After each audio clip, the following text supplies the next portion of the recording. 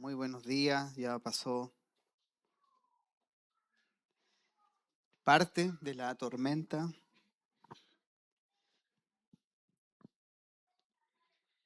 Creo que no podemos quejarnos, ¿no? Creo que Dios guarda y aun cuando, como dice su palabra, ya sea que vivamos o que muramos, ¿no? Que dice del Señor somos. Así que damos gracias al Señor por resguardar la vida de todos. Y ahí, ¿se acuerda? Bueno, no sé si lo vio por las redes, pero hubo en el terremoto de Venezuela un hermano, ¿cierto?, que es parte del ministerio del pastor Damián Felicia, Lucas Trejo, que por el terremoto, ¿cierto?, falleció su esposa y sus dos hijos. Y él en estos días subió una historia, ¿cierto?, diciendo que solo Dios sabe lo destrozado que tiene el corazón, pero que el reino debe seguir avanzando y que él seguirá en Venezuela para seguir sirviendo a Dios.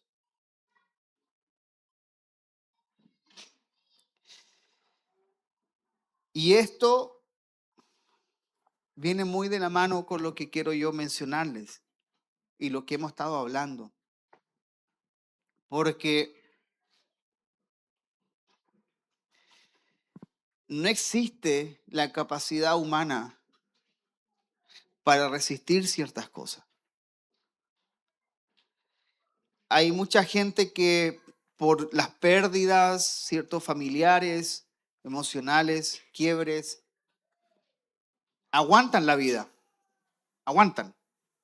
Es como cuando tú ves un matrimonio que se aguantan solamente, o sea, ya sepárense. ¿Para qué se van a aguantar? Y es porque la capacidad humana es limitada. El hombre es un vaso de barro. El Señor le dice a Jeremías, anda a la casa del alfarero y observa. Por eso cuando Pablo nos recuerda en Romanos 1 que las cosas invisibles de Él, su eterno poder y deidad se hacen claramente visibles desde la creación del mundo. Y es porque tú puedes observar lo frágil, lo frágil. Imagínate con unos cientos de milímetros de agua, la tierra que te mantiene firme se ablanda por el agua. El problema no es el agua, es la cantidad de agua. Los árboles se ponen inestables, sus raíces no tienen dónde afirmarse y se caen. Por eso el libro de Hebreos dice que nosotros fuimos o pertenecemos y estamos en un reino inconmovible. Que nuestro cimiento, ¿cierto? En cuanto a su palabra, está firme en los cielos. Por lo tanto, todo esto que ha acontecido y que puede acontecer y más allá de que muchos pueden darle en ciertas ocasiones un carácter apocalíptico a las cosas, yo creo que le gusta mucho Hollywood a algunos y le da mucho carácter apocalíptico a ciertas cosas que pasan y que han sucedido a lo largo de la historia. No es nuevo. Pero todo esto viene a acusar, viene a informarnos a nosotros mismos sobre qué cimientos estamos nosotros fundados. Es así de simple. ¿Dónde pusiste la raíz? Por eso Pablo en Efesios ocupa dos conceptos. Dice cimentados y arraigados en amor. Ocupa dos conceptos que nosotros podemos comprender que sirven. El árbol se arraiga. Un edificio se cimienta. Un árbol se arraiga, un edificio se cimienta. Eso nos habla de la parte orgánica de la iglesia, que estamos arraigados en él, pero también que las edificamos, pero sobre un fundamento firme. Entonces todo esto que acontece debe hacernos reflexionar. Por eso cuando les dije que el Señor llevó a Jeremías a la casa del alfarero para que observara, y en un momento el Señor le hace una pregunta a Jeremías. Le dice, ¿tendrá el barro potestad sobre el alfarero? ¿Podrá el barro decir, no me hagas así? ¿No me dejes esta forma? No. Vosotros sois el barro. Yo soy el alfarero. Yo doy la forma.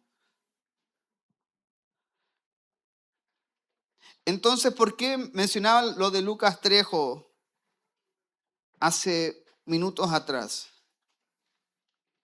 Porque hay una ordenanza clara, directa, específica, concisa en la Escritura. Seguimos hablando de la vida del reino. Que la vida del reino no es solo milagros, poder. Expresamos la vida del reino en lo cotidiano, en el trabajo, en la familia. Pero si no estamos cimentados y arraigados en amor, en Cristo, difícilmente podremos nosotros expresar una vida correcta. Mire, segunda de Timoteo capítulo 2, verso 1.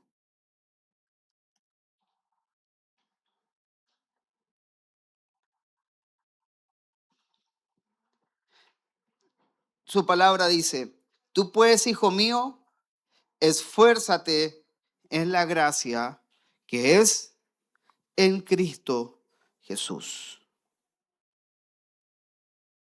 Esfuérzate en la gracia. Y esto es fundamental. ¿De dónde? ¿Cuál es la fuente de nuestra fortaleza? Si la fuente de nuestra fortaleza son las cosas terrenales que se conmueven, cae la lluvia, crecen los ríos y el puente que te hizo cruzar vez tras vez en un bus pesado que te aguantó, la corriente se lo llevó. Es conmovible. Todo es conmovible. Pero el Señor es inconmovible. Su reino es inconmovible. Y Pablo le dice a Timoteo, tú pues, porque viene hablándole Pablo de problemas, divisiones en la iglesia. Entonces tú pues está diciendo, tú eres diferente. A ti específicamente. Es como cuando usted está hablando con su hijo y todos los compañeritos o el grupo de amigos hacen pura estupideces. Pero usted, la típica del papá. O sea, si se suben al techo de un edificio, ¿tú te vas a tirar con ellos? ¿Has visto esa? ¿No da usted esa respuesta? O sea, si tu amigo, o sea, ¿tú también vas a lanzarte? Ese tú pues está haciendo la diferencia. Tú pues, los otros son los otros, pero tú, pues, hijo mío, esfuérzate en la gracia que es en Cristo Jesús. Esfuérzate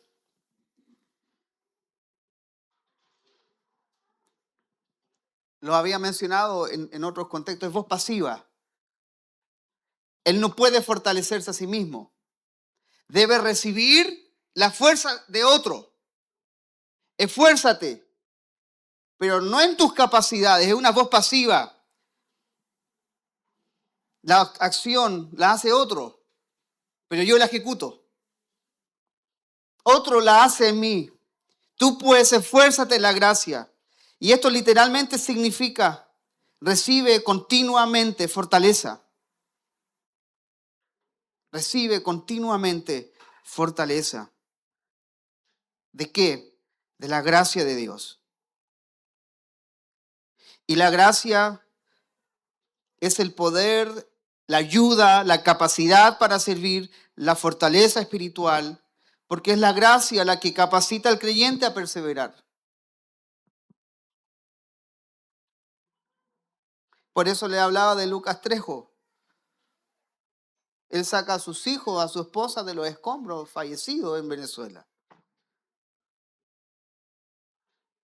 Entonces lo más lógico quizás para muchos sería me voy del país, busco un club en otro país, quiero olvidarme de lo que pasó acá. Pero él dice, no, Dios me trajo acá y su reino debe seguir siendo predicado en este lugar. Por eso que la fortaleza no proviene de él. Ningún hombre de la Biblia hizo algo extraordinario por sus capacidades. Siempre fue la gracia de Dios obrando en ellos. Siempre. Y algo muy importante, y esto es lo que quiero dejar como base para comenzar el tema, que es en Cristo Jesús. Esfuérzate en la gracia que es en Cristo Jesús. Porque toda la fuente de la gracia proviene de la unión con Cristo. Si yo no estoy unido a Él, es imposible que yo reciba gracia. Si yo no estoy unido a Él, es imposible que yo sea fortalecido. Debo estar unido a Él. Y por eso hemos dicho varias semanas anteriores, estas etapas del creyente, de estar en Cristo, saber que estamos en Él, pero también del permanecer en el Señor. La gracia no existe separada de Él. Si no estamos unidos a Él, es imposible, como dije recién, recibir la gracia, recibir su poder, recibir su fortaleza. Y esta es una verdad transversal en todo el Nuevo Testamento. Porque todo lo que Dios concede al creyente lo hace por medio de la persona de Cristo. Así que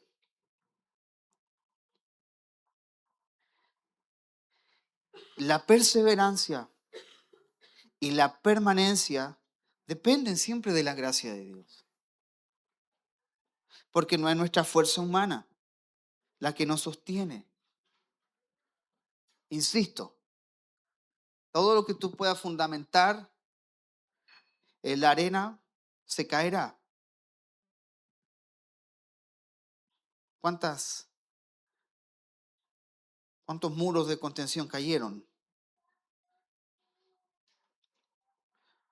Es Dios quien fortalece.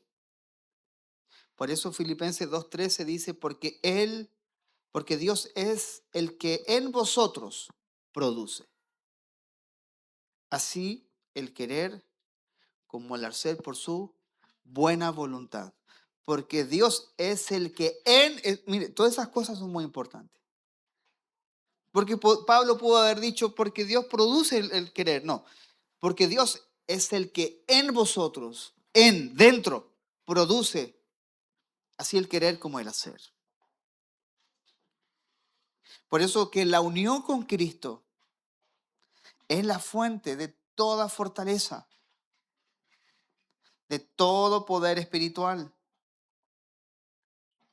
Y es la capacidad que Dios da para obedecer, para servir, para soportar. Ahora, cuando la Biblia dice soportados los unos a los otros, y esto lo hemos hablado varias veces, ¿usted qué entiende por soportar? A alguien que no soporta. Levante la mano los insoportables. No. No. Pero el soportaos habla de que tú tienes que llevar al otro, soportar su carga, aguantar la carga del otro.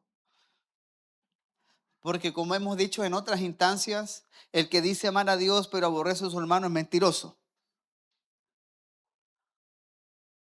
En la vida de la iglesia, en el ADN de la iglesia, no existe esa realidad. No existe la realidad del juzgar al otro. No existe la realidad de amar a unos y a otros no. No existe. Porque la iglesia es espiritual. Y cuando nos soportamos es porque yo llevo la carga del hermano o ayudo a llevarla. Y todo esto proviene del Señor. Así que, dicho esto, dijimos que permanecer en Cristo es la ordenanza del Señor para todos sus hijos. Estamos, pero debemos permanecer. Y podemos permanecer en Él basado en lo siguiente. Es un resumen muy rápido. Todavía no empiezo.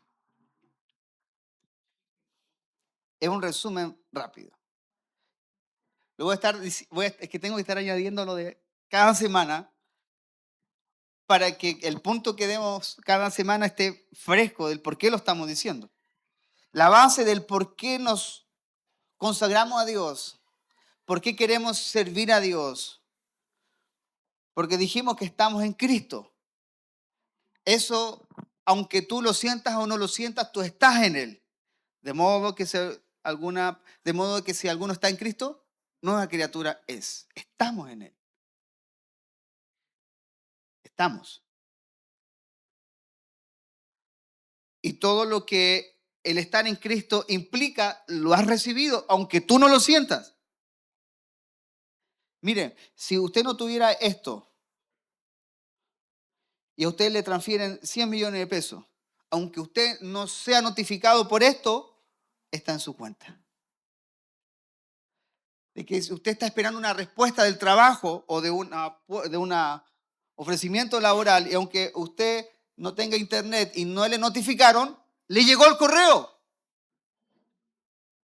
Entonces hay muchas cosas de las que quizás no hemos sido todavía notificados aquí, en el saber, en el conocer, pero eso no significa de que usted no la haya recibido. Por eso, de modo que si alguno está en Cristo, es nueva criatura. Las cosas viejas pasaron. ¿Cómo es que Dios nos ve como una nueva criatura? ¿Qué es lo que Él ha hecho por medio de ser nueva criatura? Derramó su amor en nuestros corazones. Fuiste bendecido con toda bendición espiritual en los lugares celestiales. ¿Lo sientas o no lo sientas? No es un tema de sentir, es un tema de realidad, de verdad y de legalidad de parte de Dios. Por eso que el estar en Cristo es la primera etapa, experiencia de todo creyente. Que en la permanencia se va dando cuenta de lo que Dios le ha concedido. Permaneciendo en Él. Por ejemplo, en el momento de tribulación, usted nunca había experimentado quizás paz o nunca había experimentado consuelo en un momento de dificultad.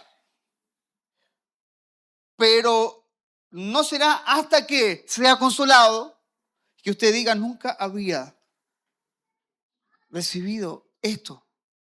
Estoy pasando un momento tan difícil, pero puedo estar tan calmo, estar en plena paz. Siempre estará para ti eso. Siempre. Entonces, muchas veces somos notificados cuando atravesamos la situación.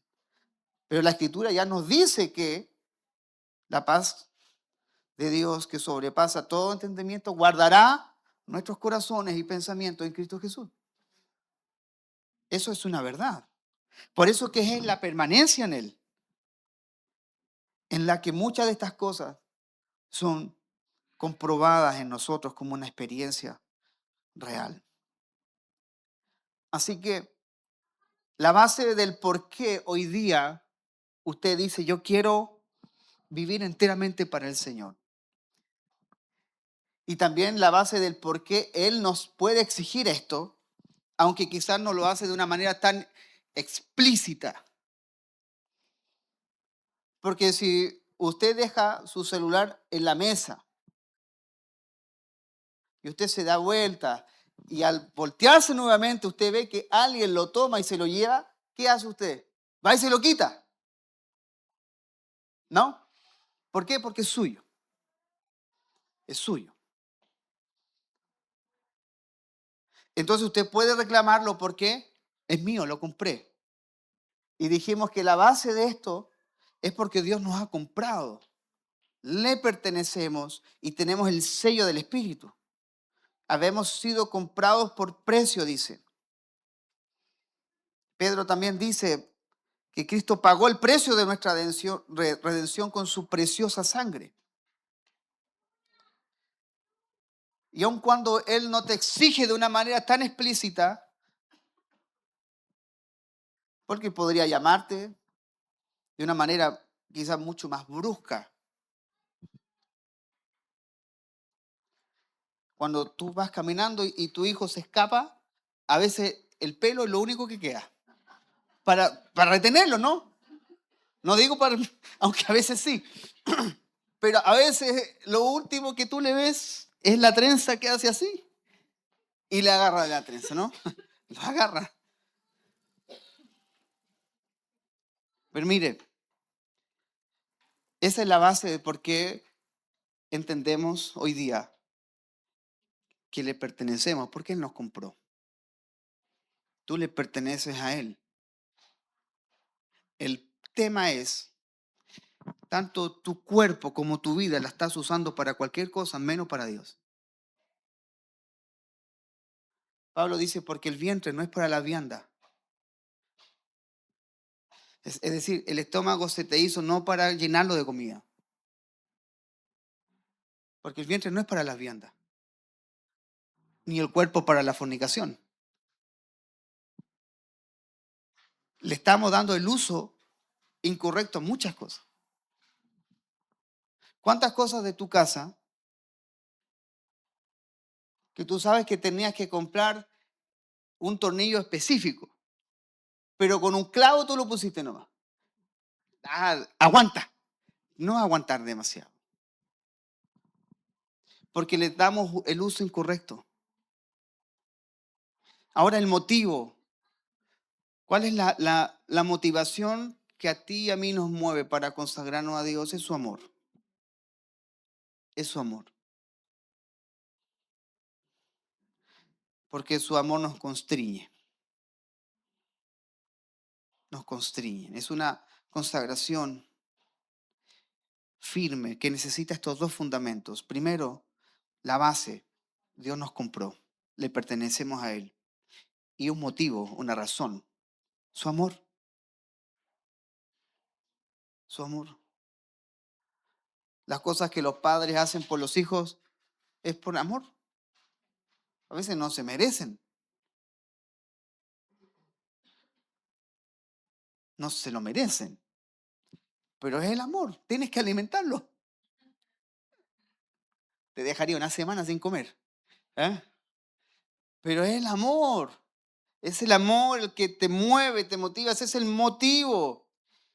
Porque el amor sostiene al creyente incluso en medio del sufrimiento y del sacrificio. Como el ejemplo de Lucas Trejo. ¿Qué significa que queramos vivir enteramente para Dios? Ser un sacrificio para Él. Es presentarse completamente a Dios como un sacrificio vivo. La semana pasada daba el ejemplo entre el Antiguo Testamento y el Nuevo. En el Antiguo Testamento todos los animales se mataban antes de ser ofrecidos en el altar. Todos se degollaban, recogían la sangre, lo degüellaban, lo trozaban, lo ponían sobre el altar. Pero ahora, como dice la palabra en Romanos 12:1, ahora nos presentamos como un sacrificio vivo, que es vuestro culto racional. Así que ser un sacrificio vivo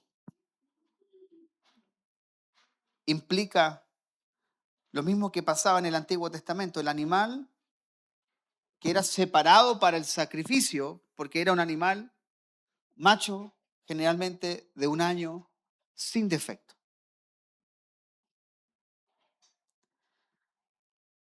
Y lo apartaban inmediatamente de la manada, de todo el grupo. Entonces sufría dos cosas el animal. Un cambio de posición, lo sacaban de la manada y lo dejaban para la exclusividad del sacrificio, y además cambiaba el uso. Ya no iba a arar la tierra, no iba a tirar carretas, iba a ser un sacrificio. Ahora, ¿cómo esto lo aplicamos a nosotros? Es que todos nosotros vivíamos para nosotros mismos. Nuestras metas, todo para nosotros, para nosotros, para nosotros. Ahora el creyente ya no vive para sí, porque le pertenece a Dios.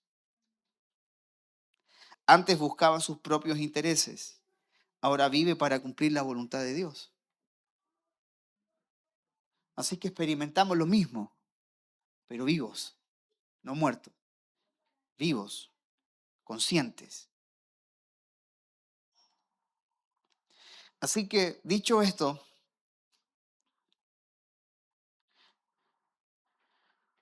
hoy hablaremos acerca del propósito de la consagración, o el propósito de aquel que quiere vivir enteramente para Dios. Olvídese de que aquel que vive enteramente para Dios se va a un monte, al Tíbet, y se aleja de todo. No, no es así.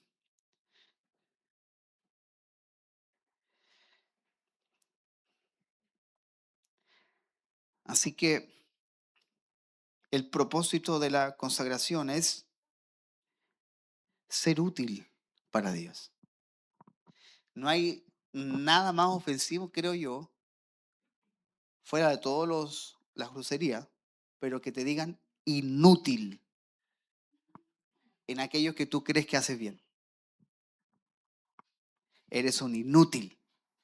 Bueno, créame que Dios busca que seamos útiles en sus manos.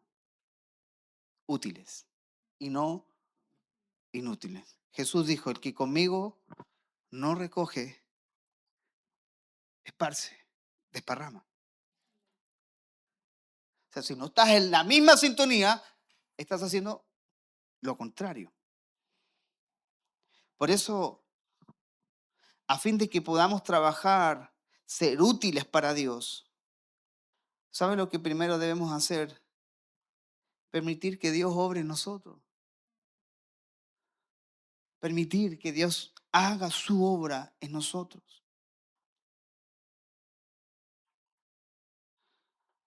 Ahora, lo curioso es cómo podemos resistir a Dios. Si Dios es soberano y su propósito nunca puede ser frustrado. O sea, todo lo que usted ve en la Biblia, todo lo que ha pasado en la historia, Dios tiene soberanía por sobre todas esas cosas. Por eso una vez yo mandaba un audio e hice una corrección cuando oramos, pero muy sutil. Es muy sutil la ineficacia a veces de la oración.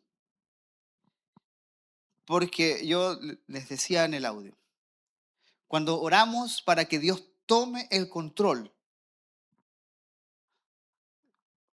pregunta, ¿cree usted que en algún momento de toda la eternidad y de la historia Dios ha perdido el control de algo?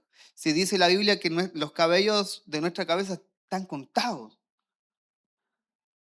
¿Cree usted que porque se le olvidó orar por sus hijos en la mañana, Dios da vuelta a la espalda y le va a pasar algo a sus hijos porque usted no oró por ellos?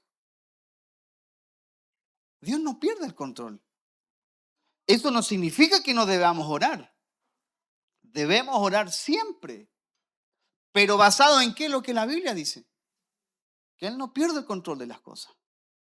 Que ya sea que vivamos, ya sea que muramos, del Señor somos. Que las tragedias que nos puedan acontecer, el Evangelio no nos libra de todas aquellas experiencias de dificultad. Por eso que cuando el Salmo dice, y esto lo malinterpretamos, muchas son las aflicciones del justo, pero de todas ellas Jehová le librará. Entonces como que no voy a sufrir nada porque Dios me va a librar de todas las cosas. No, cuando tú estés atravesando una prueba te va a librar de la angustia, pero quizás no del fracaso, no de que te vaya mal en algo. Pero no te va a quedar en la boca la sensación y el sabor de la frustración, de la amargura, porque las cosas no resultan según tus planes. Dios te libra, por supuesto, y como que también Dios puede sanar, y como también Dios puede no permitir que ciertas cosas pasen, pero hay otras cosas que pasarán. Porque la Biblia enseña de tapa a tapa que Dios lleva a cabo su obra de manera eficaz. Recuerde a José, cuando se da a conocer a sus hermanos. Mire, fue arrebatado de la casa de su padre, un joven de 16 años, sacado del amor de su padre. Su madre ya había muerto. Sacado, y los hermanos eran tiranos, eran desgraciados, los tipos le tenían envidia. Igual José era medio, iba a mirar, papá, ¿sabes qué? Papi, el Franco, ¿sabes qué? Ese era José. Se ganó en parte el mal de los hermanos, ¿no? Pero los hermanos confabulan contra él. Unos quisieron matarlo, otros no lo matemos. Vendámoslos y lo venden. Usted conoce la historia. Pasan unos ismaelitas, lo venden, lo llevan a Egipto, lo venden por esclavo, lo compra Potifar, trabaja en la casa de Potifar. La esposa aparece en escena. Estaba.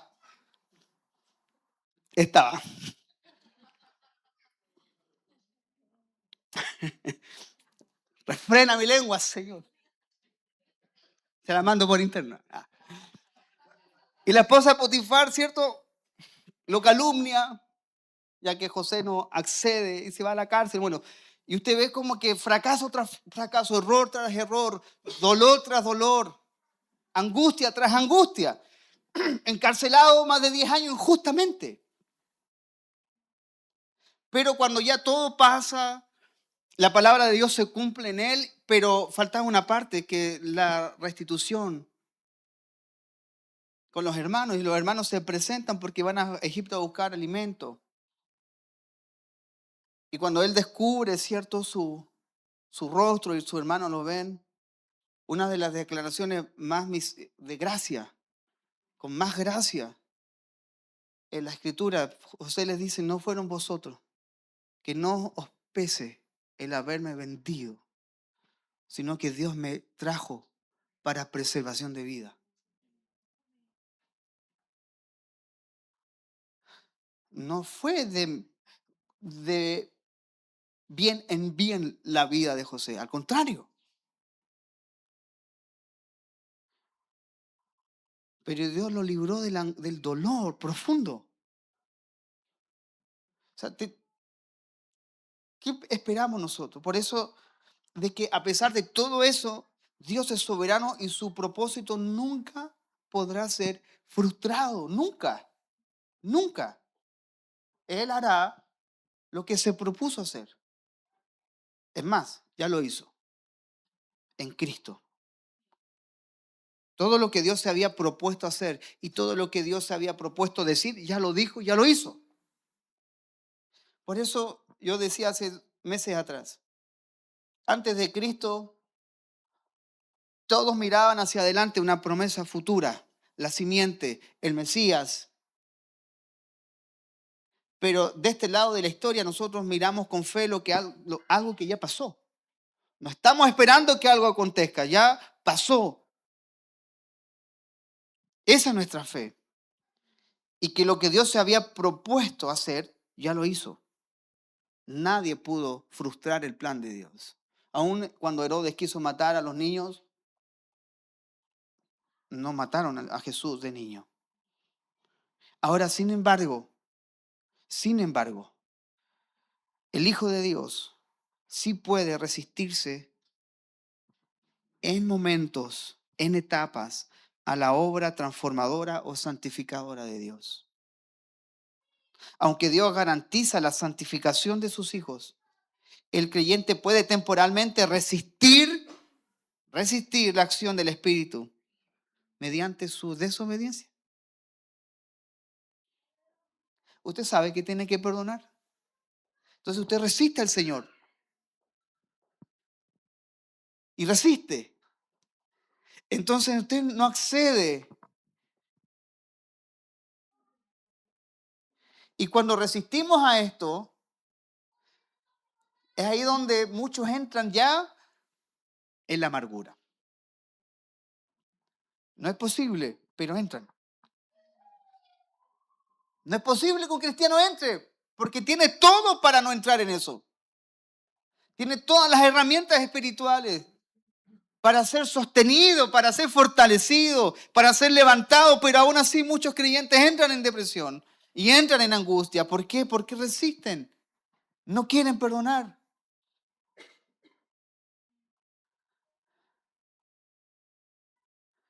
Es sumamente, de pronto, inverosímil pensar eso, pero sucede. Es como tener la cuenta llena y no querer gastar, no querer comprar. Tienes el depósito lleno, pero te resistes. Por eso es tan importante, hermanos, entender que Dios, aunque haya momentos de dificultad y haya momentos de dolor, Dios seguirá obrando. Dios seguirá obrando. No lo vemos, no lo percibimos, pero va más allá de si lo sientes o no lo sientes. Entonces, imagínense que hay una advertencia muy clara en Hebreos 12, en el verso 15, dice, mirad bien. Ese mirad bien es muy parecido a 1 Corintios 3 cuando Pablo dice, y cada uno mire cómo sobreedifica, mirad bien, no sea que alguno deje de alcanzar la gracia de Dios. Ahí lo pusieron. Que brotando alguna raíz de amargura, muchos sean. ¿Y por esto qué pasa? Muchos son contaminados. ¿Cuántas veces podemos estar contaminando o salimos a veces contaminados? ¿Qué significa eso? Sales cargado, como que le das la razón a la persona. No, sí parece que nadie te pesca, nadie me quiere. Por lo tanto, aunque Dios garantiza siempre la santificación de sus hijos, el creyente, el Hijo de Dios, puede temporalmente resistir la acción del Espíritu mediante la desobediencia. Por eso la Biblia dice en Efesios 4:30, no contristéis al Espíritu Santo. Pero Efesios 4 es potente porque leería harto, pero mire, voy a leer del 25, Efesios 4:25. Dice, por lo cual desechando la mentira, hablad verdad cada uno con su prójimo, porque somos miembros los unos de los otros. Airaos, pero no pequéis. No se ponga el sol sobre vuestro enojo. ni deis lugar al diablo. El que hurtaba no hurte más, sino trabaje haciendo con sus manos lo que es bueno para que tenga que compartir con el que padece necesidad. Ninguna palabra corrompida salga de vuestra boca, sino la que sea para la necesaria edificación a fin de dar gracia a los creyentes. Y no contristéis al Espíritu Santo de Dios, con el cual fuisteis sellados para el día de la redención. 31. Quítense de vosotros toda amargura, enojo, ira, gritería y maledicencia y toda malicia. Antes sed benignos unos con otros, misericordiosos, perdonando unos a otros, como Dios también nos perdonó a vosotros en Cristo. Misericordiosos, perdonadores. ¿Sabes cuántos años pasan muchos sin perdonar al papá, a la mamá? Pasan años. Yo quiero hagamos un experimento. Hágalo en casa. Compre carne, sáquela del vacío, guárdela en una bolsa común y déjela al lado de su velador. Un mes. Déjela. Y usted lleva 20 años sin perdonar al papá. ¿Sabe lo que emana de usted para Dios? Olor a podrido. Y esto no es misticismo. Porque aquellos que viven en obediencia, en sujeción a Dios, dice la palabra que somos olor grato de Cristo para Dios. Pero significa también que podemos ser olor asqueroso.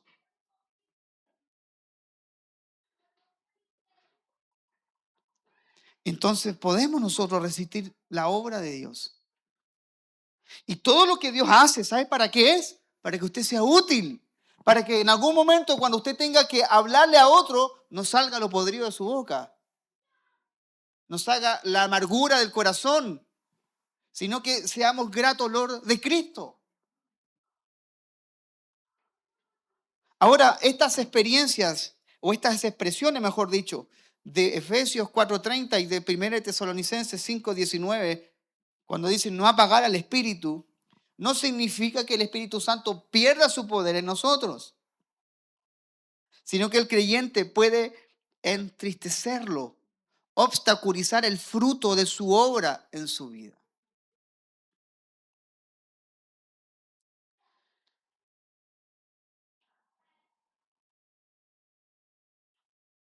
Algo sucede cuando contristamos al Señor o lo apagamos. Pero cuando esto acontece, cuando Dios obra en nosotros y está de una manera constante motivándonos, recordándonos que hay que perdonar, recordándonos, ¿cierto?, que hay que servir, recordándonos continuamente por medio de su palabra, la predicación, su devocional diario, como sea. Pero aún así, si hacemos caso omiso a esto y somos obstinados y somos duros, bueno, hay una garantía que Dios aplica. Hebreos 12:6. Entonces el Padre le dice al Espíritu Santo, cóbrate, porque el Señor al que ama, ¿qué dice? Disciplina. Oh, no le gusta esto. Porque porque el Señor al que ama, disciplina y azota a todo el que recibe por hijo. Por eso que Dios no abandona nunca su obra, porque lo disciplina. Mencionamos esto cuando hablamos de la madurez. ¿Cómo Dios aplica disciplina a sus hijos? ¿Golpes? No. Las propias experiencias en la vida son disciplinarias. Mire, llegue tarde al trabajo, en un día lunes. ¿Qué va a tener? Una carta de amonestación. Eso es disciplina.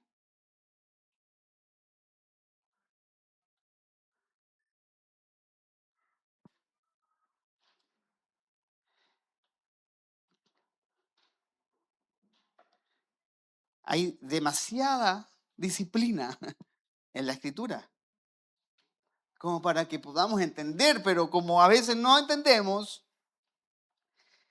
y hemos dicho que la disciplina divina tiene como propósito restaurar al creyente, tiene como propósito llevarnos a la madurez. Entonces la disciplina, tú piensas que es castigo, son dos cosas diferentes. Porque creo que todos nosotros hemos experimentado el castigo de la familia, no la disciplina. ¿Usted quiere ser disciplinado? Haga deporte o practique música, por ejemplo. Ahí va a aprender usted lo que es una disciplina. Eso es disciplina. Pero un charchazo es un castigo. La tirada de la patilla es un castigo. Me duele más a mí que a ti. Sí, porque le duele la mano tanto pegarle.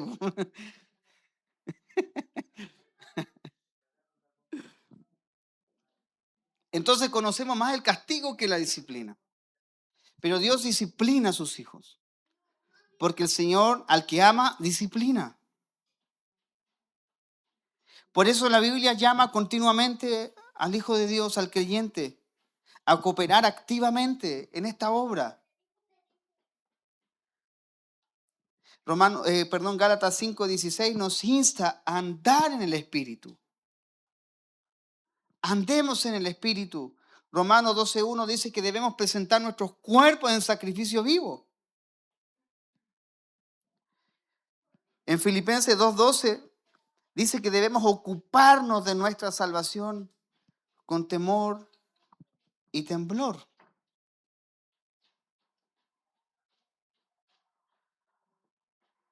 Por eso hay una participación en la permanencia, pero la obra es del Señor, total y absolutamente. Y todo esto que Dios hace es para que cuando usted tiene el deseo de servir a Dios, de entregar su vida plena y completamente para Él, una, porque usted entendió que Dios le compró y usted le pertenece. Usted le pertenece. En segundo, usted le ama. Por amor usted se entrega a Dios. En tercer lugar, usted ha entendido de que quiero hacer un sacrificio para Dios. Que mi vida esté completamente rendida y entregada para Él. Dios me cambió de uso y de posición. Nosotros estábamos en el mundo, pero no somos, ¿cierto? Estamos, pero no somos. Fuimos trasladados de una potestad de tiniebla al reino del amado Hijo.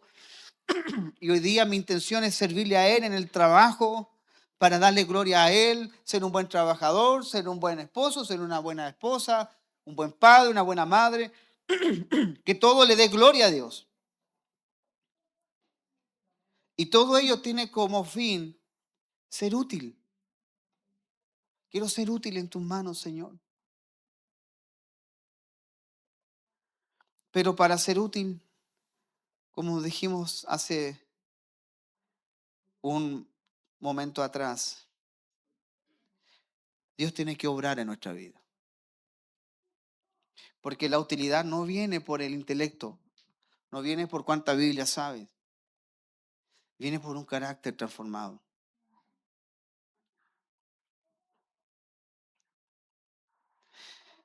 Oseas capítulo 7, verso 8.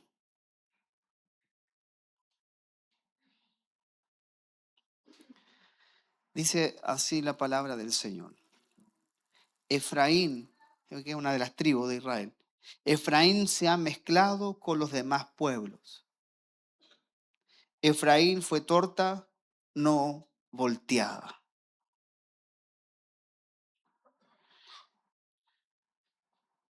En otras palabras, Efraín está crudo. Está crudo. Se ha mezclado con los otros pueblos. Pero miren, Esta es una imagen que Dios nos da, cotidiana y muy expresiva.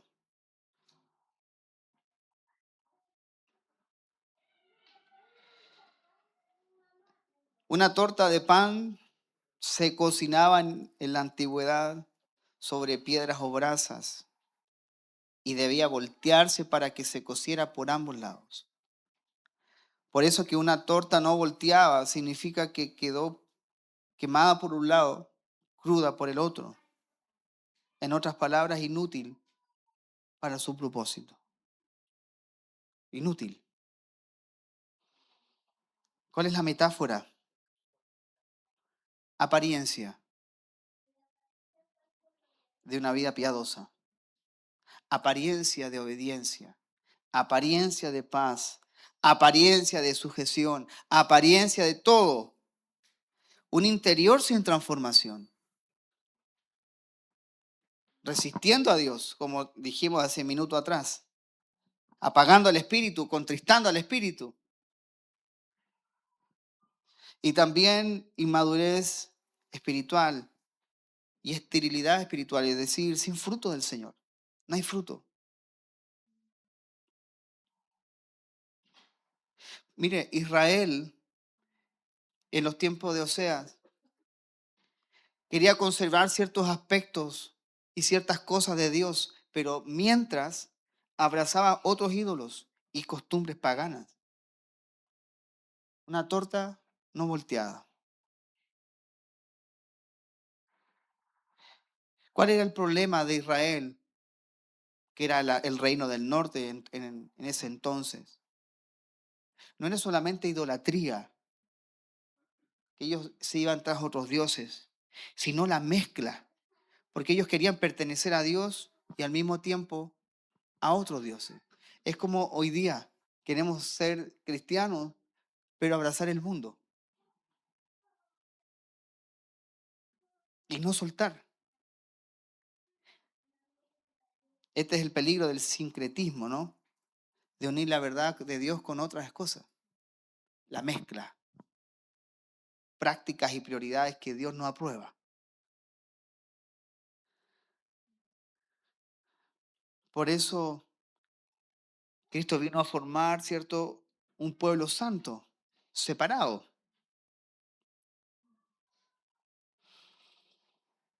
Que nosotros no nos conformamos al mundo, o sea, no nos amoldamos a esto.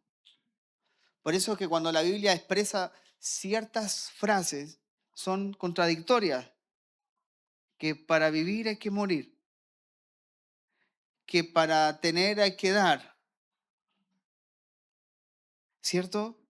Y esa dualidad de pronto que es totalmente contraria.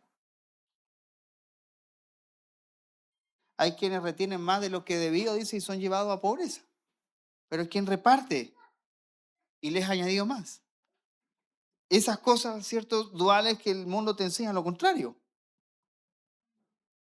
Por eso el creyente no se conforma al mundo, sino a la palabra de Dios.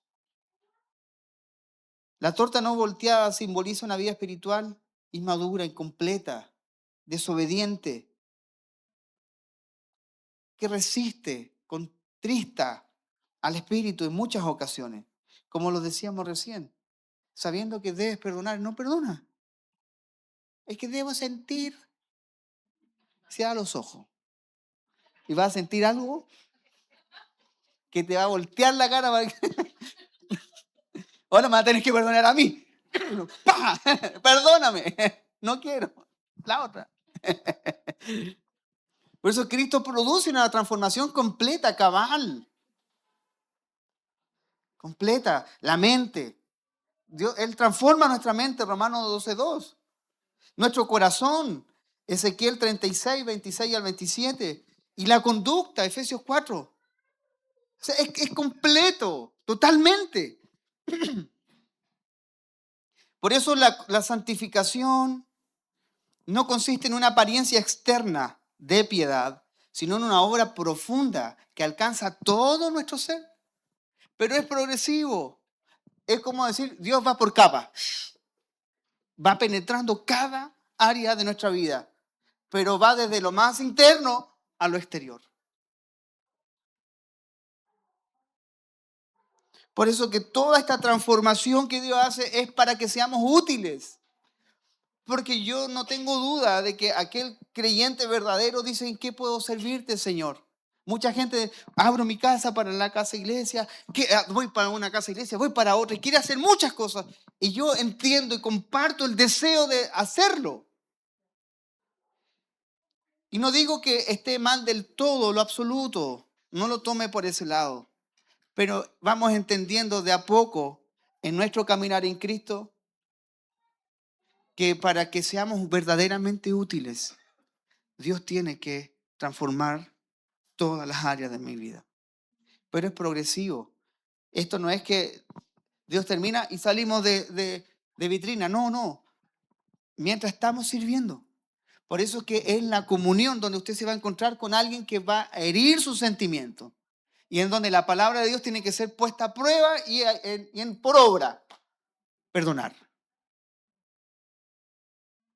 También lo puede hacer usted. Usted puede emitir un comentario desafortunado y alguien lo va a escuchar y puede sentir la crítica y el juicio de la persona. ¿Qué va a hacer usted? ¿Se va a cambiar de vereda? ¿Se va a sentar al otro lado de la iglesia para que no se junte? No, tiene que aplicar y perdonar. Por eso el permanecer en Cristo nos lleva a dar fruto. El permanecer en Él nos lleva a dar fruto. Es imposible dar fruto si no estamos permaneciendo en Él. Porque cuando el creyente permanece en Cristo, discierne el error.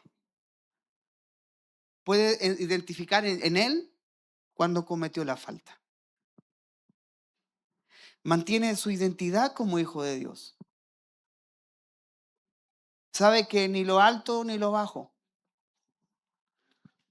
nada te puede separar del amor de Dios. Y entiende de que aun cuando estés viviendo un momento súper oscuro de tu vida, no es porque hiciste algo mal o porque Dios te dejó abandonado. Es solo una experiencia de la vida. Amados, si usted ha experimentado separación, divorcio, es una mala experiencia de la vida. Eso es todo. Ese no es tu destino final. Si hemos padecido porque hemos perdido seres queridos, es la experiencia que todos tienen. Tranquilo, Dios nos consuela. ¿Te fue mal en un negocio? Tranquilo, muchos han quebrado. Levántate, Dios está contigo. Entonces mantiene tu identidad como hijo. Nada de ello te sacará de la mesa del Señor. Nada de ello. Va a quitarte. Eres su hijo, te selló. Es irrevocable. En Él no hay mudanza. Él no cambia. Así que Él te llamó, es su hijo. Por eso el creyente que permanece en Cristo, discierne el error, mantiene su identidad como hijo, da fruto para la gloria del Padre y no necesita buscar seguridad, aprobación en el mundo, porque su aprobación y su seguridad proviene del Señor, de lo que Dios dice. Tranquilo.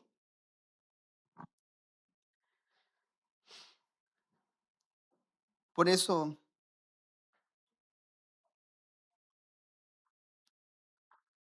debemos ser útiles a Dios, porque Dios quiere minimizar los errores. Dios quiere minimizar tus dolores. No quitarlos, minimizarlos. Porque es distinto, amados, miren.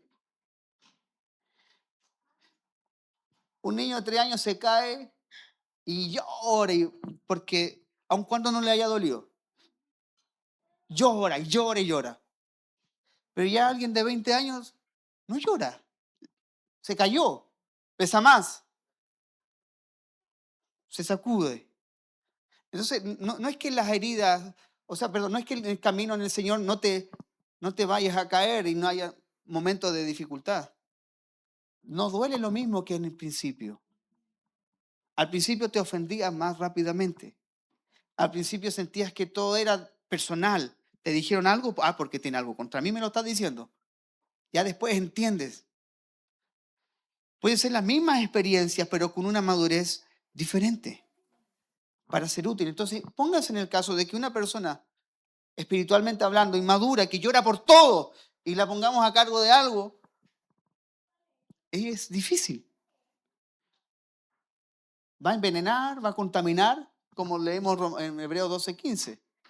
Más contaminará que va a edificar.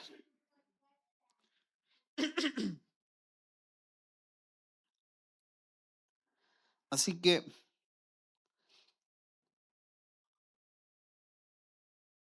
es extremadamente peligroso que un hombre, mujer, entre en contacto directo con las cosas celestiales sin antes haber experimentado la obra de Dios en su vida. Dios primero trata nuestra vida. ¿Sabe para qué? Para que usted sea útil. Mm, Insisto en lo que mencionamos de la disciplina.